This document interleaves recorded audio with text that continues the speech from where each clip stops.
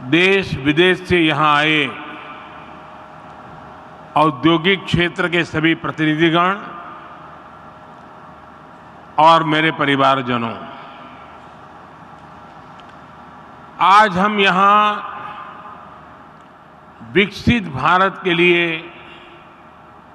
विकसित उत्तर प्रदेश के निर्माण के संकल्प के साथ एकजुट हुए हैं।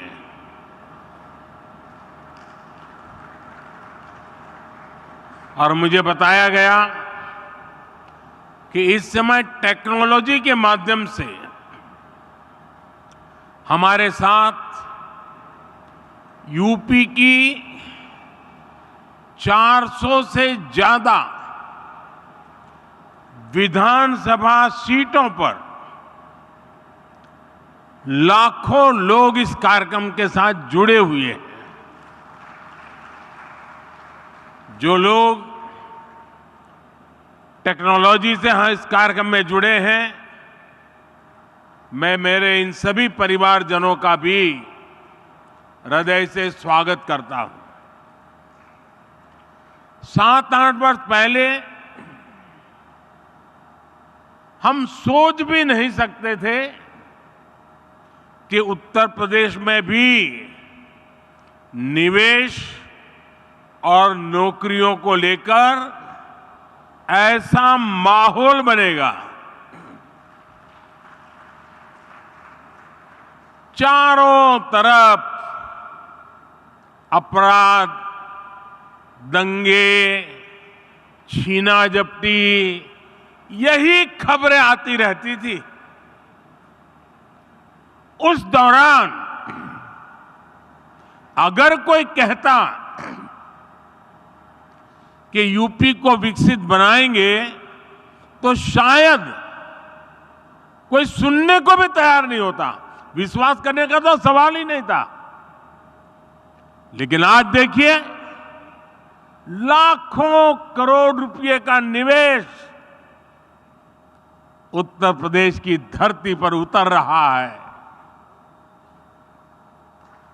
और मैं उत्तर प्रदेश का सांसद हूं और मेरे उत्तर प्रदेश में जब होता है तो मुझे सबसे ज्यादा आनंद होता है।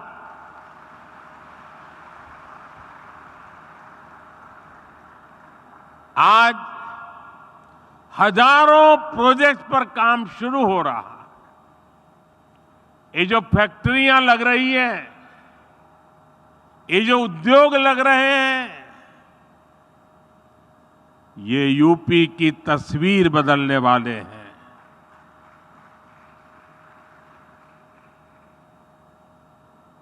मैं सभी निवेशकों को और विशेषकर यूपी के सभी युवाओं को विशेष रूप से बधाई देता हूं। साथियों, यूपी में डबल इंजन की सरकार बने 7 वर्ष हो रहे हैं।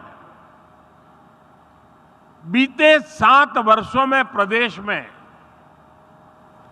रेड टेप का जो कल्चर था, उस रेड टेप के कल्चर को खत्म करके रेड कारपेट कल्चर बन गया है। बीते 7 वर्षों में यूपी में क्राइम कम तो हुआ, बिजनेस कल्चर का विस्तार हुआ।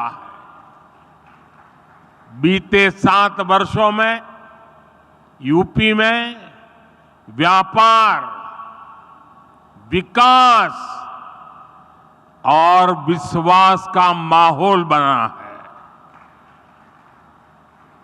डबल इंजन सरकार ने दिखाया है कि अगर बदलाव की सच्ची नीयत है तो उसे कोई रोक नहीं सकता।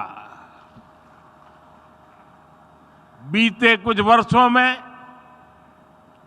यूपी से होने वाले एक्सपोर्ट अब 2 गुना हो चुका है।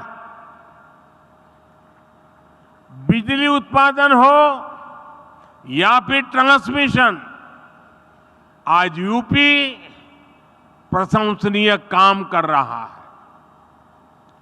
आज यूपी वो राज्य है जहां देश के सबसे ज्यादा एक्सप्रेस वे हैं। आज यूपी वो राज्य है जहां देश में सबसे ज्यादा इंटरनेशनल एयरपोर्ट्स हैं। आज यूपी वो राज्य है जहां देश की पहली रैपिड रेल चल रही है। वेस्टर्न डेडिकेटेड फ्रेट कॉरिडोर और ईस्टर्न डेडिकेटेड फ्रेट कॉरिडोर का एक बड़ा नेटवर्क भी उत्तर प्रदेश से होकर गुजरता है। यूपी में नदियों के विशाल नेटवर्क का इस्तेमाल भी मालवाहक जहाजों के लिए किया जा रहा है। इससे यूपी में आवाजाही आसान हो रही है, ट्रांसपोर्टेशन तेज और सस्ता हुआ है। साथियों, आज के इस कार्यक्रम का आकलन मैं सिर्फ निवेश के लिहाज से नहीं कर रहा हूं। यहां आप सभी निवेशकों के बीच जो आशावाद दिख रहा है, बेहतर रिटर्न की जो उम्मीद दिख रही है, उसका संदर्भ बहुत व्यापक है। आज आप दुनिया में कहीं भी जाएं, भारत को लेकर अभूतपूर्व पॉजिटिविटी दिख रही है। 4-5 दिन पहले मैं यूएई और कतर की विदेश यात्रा से लौटा हूं। हर देश भारत की ग्रोथ स्टोरी को लेकर आश्वस्त है, भरोसे से भरा हुआ है। आज देश में मोदी की गारंटी की बहुत चर्चा है, लेकिन आज पूरी दुनिया भारत को बेहतर रिटर्न्स की गारंटी मान रही है। अक्सर हमने देखा है कि चुनाव के नजदीक लोग नए निवेश से बचते हैं, लेकिन आज भारत ने ये धारणा भी तोड़ दी है। आज दुनिया भर के इन्वेस्टर्स को भारत में सरकार की पॉलिसी की स्टेबिलिटी पर पूरा भरोसा है। यही विश्वास यहां यूपी में, लखनऊ में भी झलक रहा है। भाइयों और बहनों, मैं जब विकसित भारत की बात करता हूं तो इसके लिए नई सोच भी चाहिए, नई दिशा भी चाहिए। देश में जिस प्रकार की सोच आजादी के अनेक दशकों तक रही, उस पर चलते ये संभव ही नहीं था। वो सोच क्या थी? सोच थी कि देश के नागरिकों का जैसे तैसे गुजारा कराओ, उन्हें हर मूलभूत सुविधा के लिए तरसा कर रखो। पहले की सरकारें सोचती थी कि सुविधाएं बनाओ तो 2-4 बड़े शहरों में नौकरियों के अवसर बनाओ, तो कुछ चुनिंदा शहरों में। ऐसा करना आसान था, क्योंकि इसमें मेहनत कम लगती थी, लेकिन इसके कारण देश का एक बहुत बड़ा हिस्सा विकास से वंचित रह गया। यूपी के साथ भी अतीत में ऐसा ही हुआ है, लेकिन डबल इंजन सरकार ने उस पुरानी राजनीतिक सोच को बदल दिया है। हम उत्तर प्रदेश के हर परिवार के जीवन को आसान बनाने में जुटे हैं। जब जीवन आसान होगा तो बिजनेस करना और कारोबार करना अपने आप में आसान होगा। आप देखिए, हमने गरीबों के लिए 4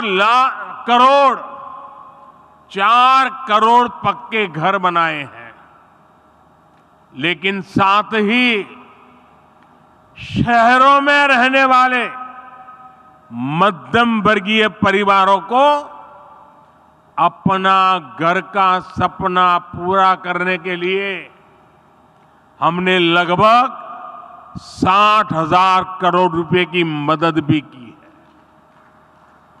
इस पैसे से शहरों में रहने वाले 25 लाख मध्यम वर्गीय परिवारों को ब्याज में छूट मिली है। इसमें 1.5 लाख लाभार्थी परिवार ये मेरे यूपी के हैं। हमारी सरकार ने आयकर में जो कमी की है, उसका भी बड़ा लाभ मध्यम वर्ग को मिला है। 2014 से पहले सिर्फ 2 लाख रुपए की आय पर ही इनकम टैक्स लग जाता था, जबकि बीजेपी सरकार में अब 7 लाख रुपए तक की आय पर कोई इनकम टैक्स नहीं देना होता। इस वजह से मध्यम वर्ग के हजारों करोड़ रुपए बचे हैं। साथियों, हमने यूपी में ईज ऑफ लिविंग और ईज ऑफ डूइंग बिजनेस पर समान बल दिया है। डबल इंजन सरकार का मकसद है कि कोई भी लाभार्थी किसी भी सरकारी योजना से वंचित न रहे। हाल में जो विकसित भारत संकल्प यात्रा हुई है, इसमें भी यूपी के लाखों लाभार्थियों को उनके घर के पास ही योजनाओं से जोड़ा गया है।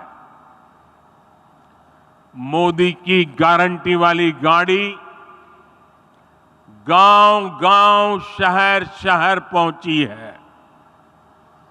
सैचुरेशन यानी 100% लाभ जब सरकार अपनी तरफ से लाभार्थियों तक पहुंचाती है, तो वही सच्चा सामाजिक न्याय है। यही सच्चा सेक्युलरिज्म है।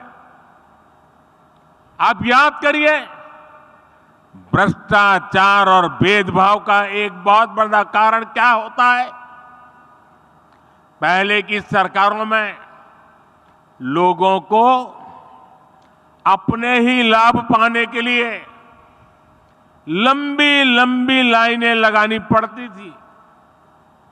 एक खिड़की से दूसरी खिड़की तक कागज लेके भागदौड़ करनी पड़ती थी।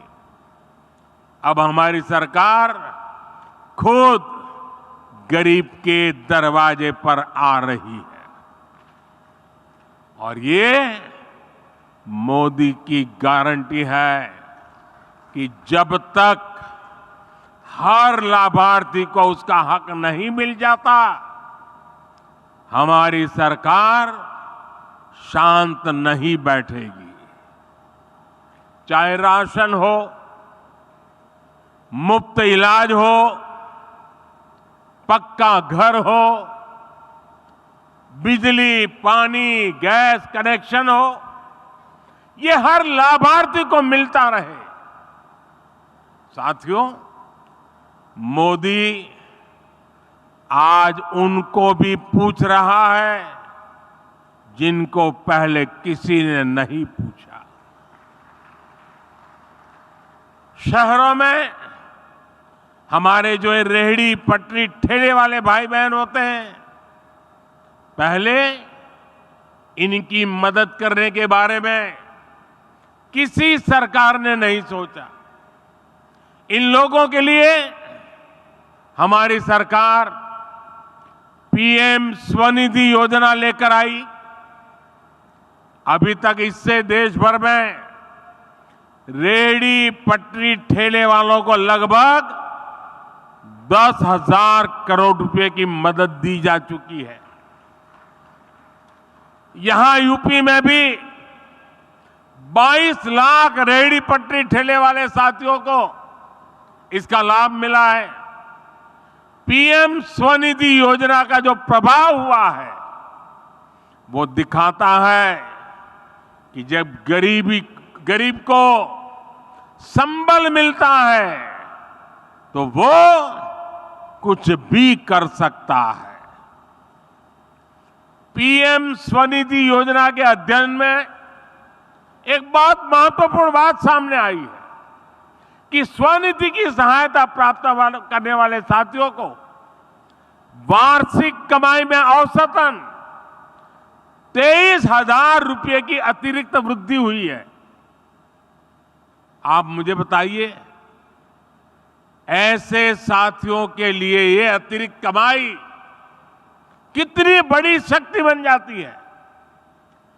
पीएम स्वनिधि योजना ने रेहड़ी पटरी ठेले वालों की खरीद शक्ति को भी बढ़ा दिया है। एक और अध्ययन में पता चला है कि स्वनिधि योजना के करीब 75% लाभार्थी दलित, पिछड़े और आदिवासी भाई बहन हैं। इसमें भी लगभग आधी लाभार्थी हमारी बहनें हैं।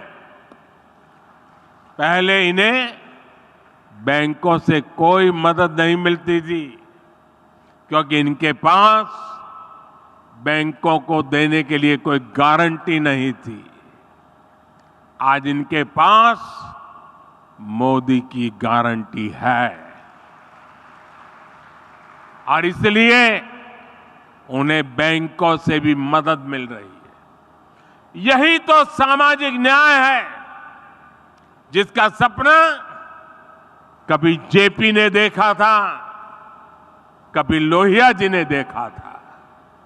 साथियों, हमारी डबल इंजन सरकार के निर्णय और उसकी योजनाओं से सामाजिक न्याय और अर्थव्यवस्था दोनों को फायदा होता है।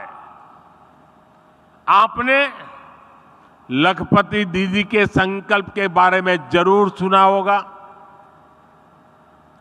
बीते 10 वर्षों के दौरान हमने देश भर में 10 करोड़ बहनों को सेल्फ हेल्प ग्रुप से जोड़ा है।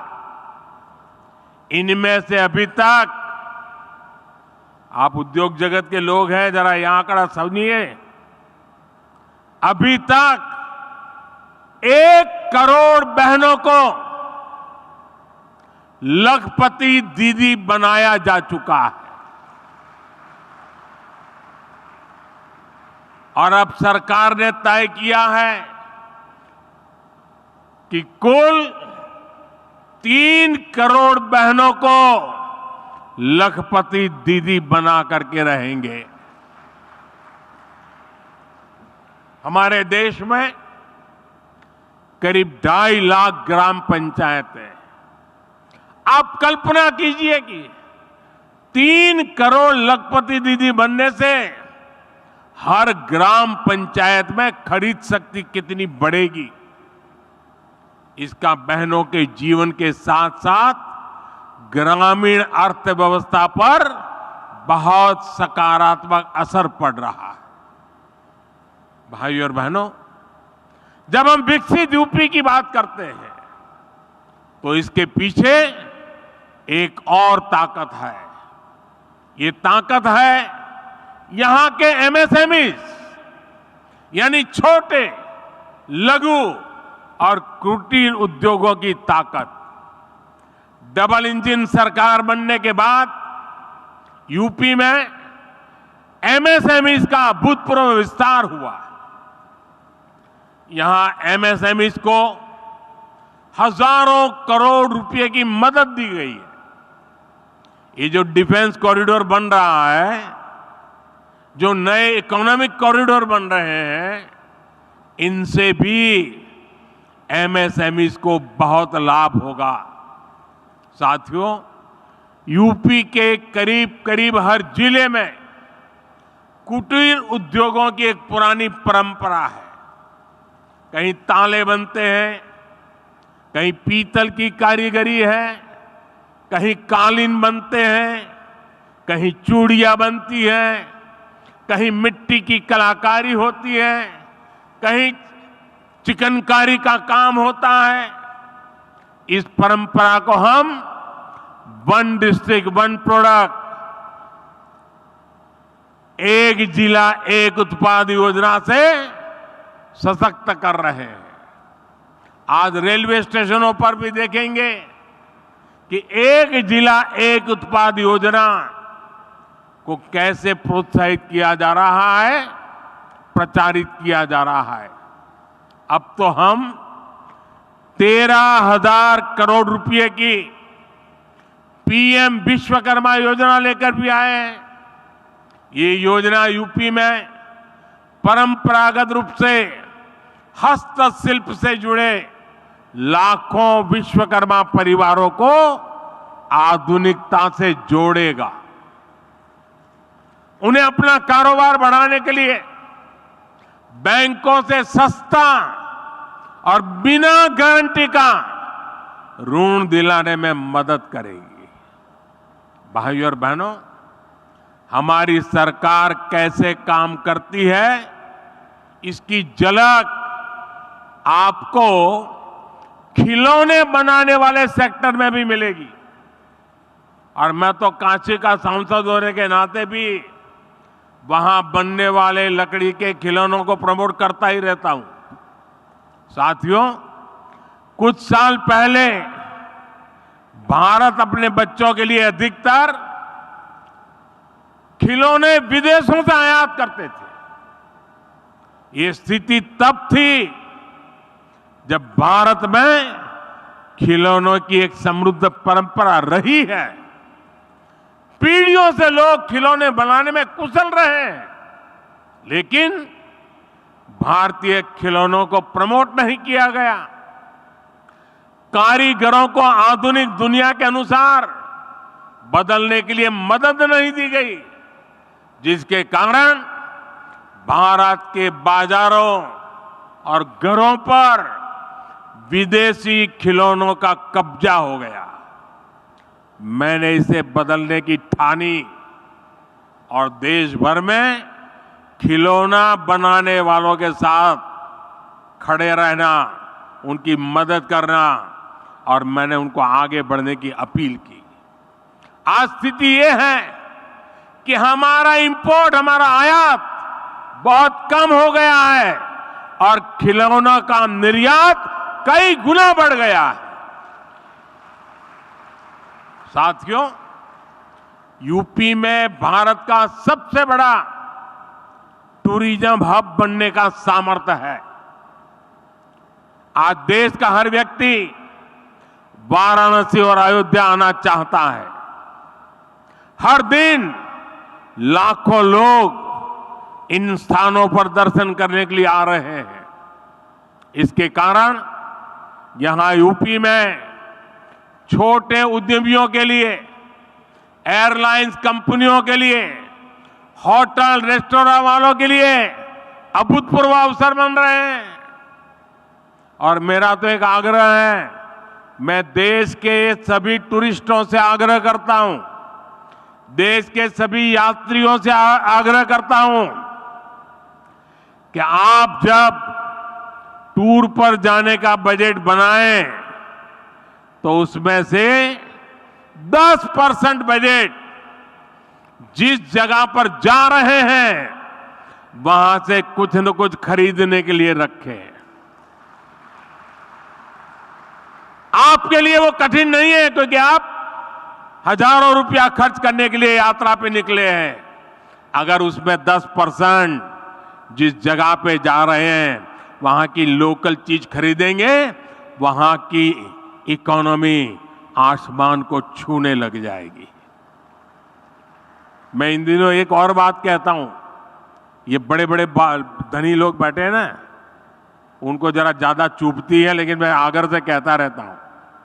आजकल दुर्भाग्य से देश में फैशन चल पड़ी है, अमीरी का मतलब होता है विदेशों में जाओ, बच्चों की शादी विदेशों में करो। इतना बड़ा देश, क्या आपके बच्चे हिंदुस्तान में शादी नहीं कर सकते?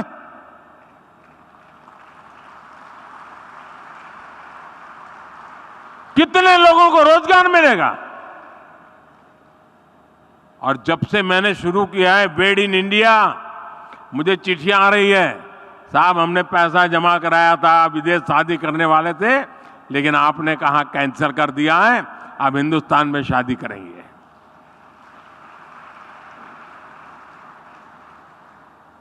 देश के लिए भगत सिंह की तरह फांसी पर लटके तभी देश की सेवा होती है, ऐसा नहीं है। देश के लिए काम कर करके भी देश की सेवा हो सकती है दोस्तों। और इसलिए मैं कहता हूं, बेहतर लोकल, नेशनल और इंटरनेशनल कनेक्टिविटी से यूपी में आना जाना बहुत आसान हो गया है। वाराणसी के रास्ते बीते दिनों हमने दुनिया की सबसे लंबी क्रूज सर्विस को भी शुरू किया है। 2025 में कुंभ मेले का आयोजन भी होने वाला है। ये भी यूपी की अर्थव्यवस्था के लिए बहुत महत्वपूर्ण होने वाला है। आने वाले समय में टूरिज्म और हॉस्पिटैलिटी सेक्टर में यहां बहुत बड़ी संख्या में रोजगार बनने वाले हैं।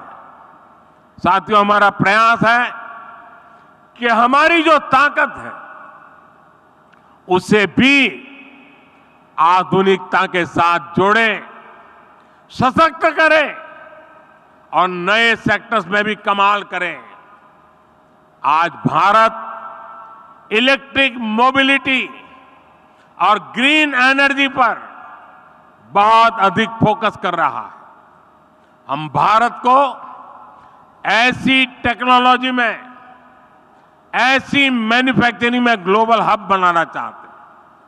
हमारा प्रयास है कि देश का हर घर, हर परिवार सोलर पावर जनरेटर बन जाए। इसलिए हमने पीएम सूर्य घर मुफ्त बिजली योजना शुरू की है। इस योजना के तहत 300 यूनिट बिजली मुफ्त मिलेगी और अतिरिक्त बिजली लोग सरकार को बेच भी पाएंगे। अभी ये योजना 1 करोड़ परिवारों के लिए है। इसमें हर परिवार के बैंक खाते में सीधे 30,000 रुपये से लेकर करीब करीब 80,000 रुपये तक जमा कराए जाएंगे। यानी जो 100 यूनिट बिजली हर महीने जनरेट करना चाहता है उन्हें 30,000 रुपये की मदद मिलेगी। जो 300 यूनिट या उससे अधिक बिजली बनाना चाहेंगे उन्हें करीब 80,000 रुपया मिलेंगे। इसके अलावा बैंकों से बहुत सस्ता और आसान ऋण भी उपलब्ध कराया जाएगा। एक आकलन है कि इससे इन परिवारों को मुफ्त बिजली तो मिलेगी ही, साल में 18,000 रुपये तक की बिजली बेचकर अतिरिक्त कमाई भी कर सकते हैं। इतना ही नहीं, इससे इंस्टॉलेशन, सप्लाई चेन और मेंटेनेंस से जुड़े सेक्टर में ही लाखों रोजगार बनेंगे। इससे लोगों को 24 घंटे बिजली देना, तय यूनिट तक मुफ्त बिजली देना भी आसान हो जाएगा। साथियों, सोलर पावर की तरह ही हम इलेक्ट्रिक वाहन को लेकर भी मिशन मोड पर काम कर रहे हैं। इलेक्ट्रिक वाहनों की मैन्युफैक्चरिंग करने वाले साथियों को पीएलआई योजना का लाभ दिया गया है। इलेक्ट्रिक वाहन खरीदने पर टैक्स में छूट दी गई है। इसी का परिणाम है कि पिछले 10 वर्ष में लगभग 34.5 लाख इलेक्ट्रिक वाहन बिके हैं। हम तेज गति से इलेक्ट्रिक बसें उतार रहे हैं, यानी सोलर हो या फिर ईवी, दोनों सेक्टर्स में यूपी में बहुत संभावनाएं बन रही है। साथियों, अभी कुछ दिन पहले हमारी सरकार को किसानों के मसीहा चौधरी चरण सिंह जी को भारत रत्न देने का सौभाग्य मिला। उत्तर प्रदेश की धरती के बेटे चौधरी साहब का सम्मान करना देश के करोड़ों मजदूर, देश के करोड़ों किसानों का सम्मान है। लेकिन दुर्भाग्य से ये बात कांग्रेस और उसके सहयोगियों को समझ में नहीं आती। आपने देखा होगा कि जब चौधरी चरण सिंह जी के बारे में संसद में बात हो रही थी तो कैसे कांग्रेस के लोगों ने चौधरी साहब के बारे में बोलना तक मुश्किल कर दिया था। कांग्रेस के लोग भारत रत्न पर एक ही परिवार का हक समझते थे। इसलिए कांग्रेस ने दशकों तक बाबा साहब आंबेडकर को भी भारत रत्न नहीं दिया। ये लोग अपने ही परिवार के लोगों को भारत रत्न देते रहे। दरअसल कांग्रेस गरीब, दलित, पिछड़े, किसान, मजदूर का सम्मान करना ही नहीं चाहती। ये उनकी सोच में नहीं है। चौधरी चरण सिंह जी के जीवन काल में भी कांग्रेस ने उनसे सौदेबाजी की बहुत कोशिश की थी। चौधरी साहब ने पीएम की कुर्सी को त्याग दिया, पर अपने उसूलों से समझौता नहीं किया। उनको राजनीतिक सौदाबाजी से नफरत थी। लेकिन दुख की बात है कि उनका नाम लेकर राजनीति करने वाले उत्तर प्रदेश के तमाम दलों ने चौधरी साहब की बात को नहीं माना। चौधरी साहब ने छोटे किसानों के लिए जो किया वो पूरा देश कभी नहीं भूल सकता। आज चौधरी साहब से प्रेरणा लेकर हम देश के किसानों को निरंतर सशक्त कर रहे हैं। साथियों, हम देश की खेती को एक नए रास्ते पर ले जाने के लिए किसानों को मदद दे रहे हैं, प्रोत्साहन दे रहे हैं। प्राकृतिक खेती और मिलेट पर फोकस के पीछे भी यही ध्येय है। आज गंगा जी के किनारे यूपी में बहुत बड़े पैमाने पर प्राकृतिक खेती होने लगी है। ये किसानों को कम लागत में अधिक लाभ देने वाली खेती है और इससे गंगा जी जैसी हमारी पावन नदियों का जल भी दूषित होने से बच रहा है। आज मैं फूड प्रोसेसिंग से जुड़े उद्यमियों से भी विशेष आग्रह करूंगा।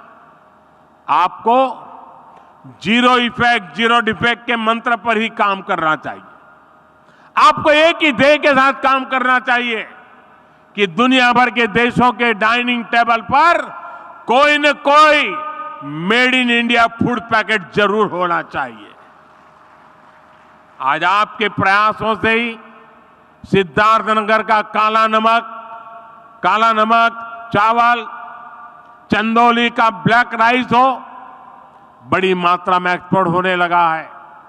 विशेष रूप से मिलेट्स यानी श्री अन्न को लेकर एक नया ट्रेंड हम देख रहे हैं। इस सुपर फूड को लेकर इन्वेस्टमेंट का भी ये सही समय है। इसके लिए आपको किसानों को उनकी पैदावार में मूल्य वृद्धि कैसे हो, पैकेजिंग कैसे हो, दुनिया के बाजार में मेरे किसान जो पैदा करता है वो कैसे पहुंचे, इसके लिए आगे आना चाहिए। आज सरकार भी छोटे छोटे किसानों को बाजार की बड़ी ताकत बनाने में जुटी है। हम किसान उत्पाद संघ, एफपीओ और सहकारी समितियों का सशक्त कर रहे हैं। इन संगठनों के साथ आपको वैल्यू एडिशन कैसे हो, आप उनको टेक्नोलॉजी का नॉलेज कैसे दे सकते हैं, आप उनका माल खरीदने की गारंटी कैसे दे सकते हैं।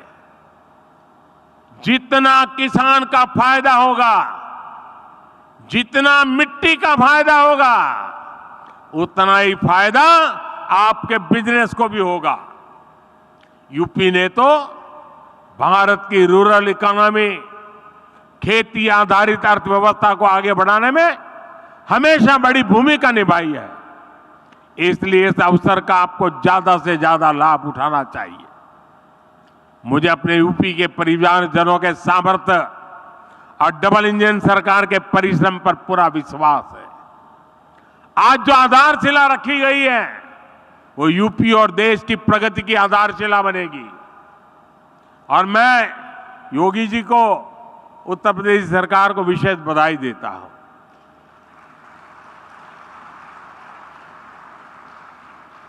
हर हिंदुस्तानी को गर्व होता है जब हम सुनते हैं कि उत्तर प्रदेश ने ठान लिया है कि $1 ट्रिलियन की इकोनॉमी बनाएंगे।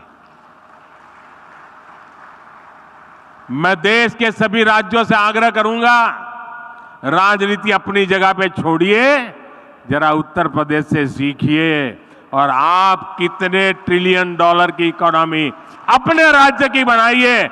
जरा संकल्प करके आइए ना मैदान में। देश तभी आगे बढ़ेगा उत्तर प्रदेश की तरह हर राज्य बड़े सपने, बड़े संकल्प लेकर के चल पड़े। और मेरे उद्योग जगत के साथी भी, अनंत अवसर की वेला है। आइए, दम आपने में चाहिए, हम तैयार बैठे हैं। साथियों, जब लाखों लोग उत्तर प्रदेश के आज इस बात को सुन रहे हैं, 400 स्थान पर हजारों की तादाद में लोग बैठे हैं, तो मैं उनको भी विश्वास दिलाता हूं, आपने कभी सोचा नहीं होगा उतनी तेजी से उत्तर प्रदेश अपनी सारी संकल्पों को पूरा कर देगा। आइए हम सब मिलकर के आगे बढ़े। इसी कामना के साथ आप सबको बहुत बहुत अभिनंदन, बहुत बहुत धन्यवाद।